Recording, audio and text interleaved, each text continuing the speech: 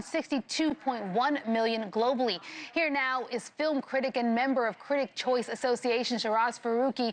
Thank you for being here. Let's start with this movie, Thunderbolts. I'm a Marvel's fan, so I'm curious to get your initial reaction. No, I'm a Marvel fan as well, and honestly, this movie is a bit of a breath of fresh air because it's back to that old school Marvel filmmaking, great character writing. It's put story first over, let's say, some of the more, CGI slop that you might see in films these days. So I think it's back to that basic storytelling that makes Marvel great.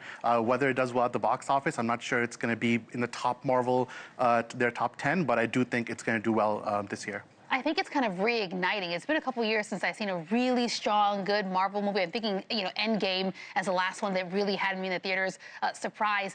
To that point, I'm curious, previous Marvel releases, I think of Captain America, A Brave New World, that made close to about $90 million in opening weekend. How does this kind of match or relate to that release? Yeah, when you said the word numbers 90 million, for any other studio, those are amazing numbers. Yes. But for Marvel, it's almost pedestrian when you look at what they were doing pre-pandemic with $2 billion movies and hits of that nature. And one of the reasons is that the film brand's getting a little diluted. I think the emergence of Disney Plus, having a ton of options to watch the movie either in digital or on streaming, or a ton of TV shows to add to it, it no longer feels like an event movie. And I think that's the big difference. Where back in the day when I was in high school and college through the original Avengers movies, it was required viewing. Yeah. Everyone had to see it. Now it's more like, hey, you want to see it, you can see it, you don't have to see it. And I think that's the main thing, capturing that magic again for the studio. What do you think is leading to the dilution? Is it that, Marvel movies just were doing so great that there was an idea to capitalize on this and make as many as possible? Or, the reality of the pandemic put a hit on movie theaters and having people go to the theaters and so maybe pulling back on some of the budgets?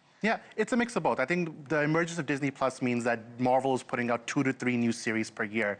And when you have so many options now, do you have to see a new movie every single time? Also, it's buildup of storytelling. The original movies were building up to Avengers Endgame. It was building up to this huge fight with Thanos, and you had all these big cast members like Robert Downey Jr. and Chris Evans in the world. Now you're kind of starting from scratch. You're introducing brand new heroes, brand new villains, and you have to kind of rebuild the audience trust all over again. I do think they're on a comeback streak, though, because Robert Downey Jr. is returning for the next Avengers movie. So I do expect they're going to be back making big hits very soon. What do you think is the best, Marvel movie?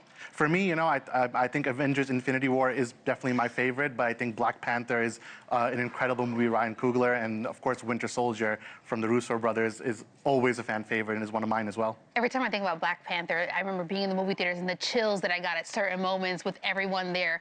Let's pivot to something else here, some other movies that are doing really strong right now. You've got Sinners and Minecraft.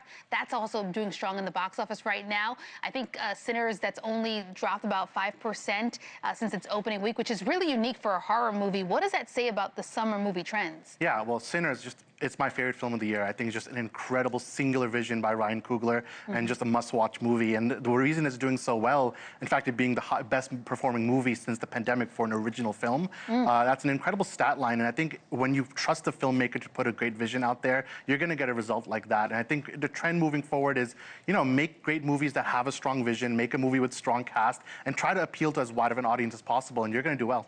Yeah, I think original movies, I'm down for that. There's been a lot of reboots, which is also great, but original movies. This wasn't on my list, but I think it might be. Thank you so much for your insight. Film critic Sheraz Farooqi, thank you again.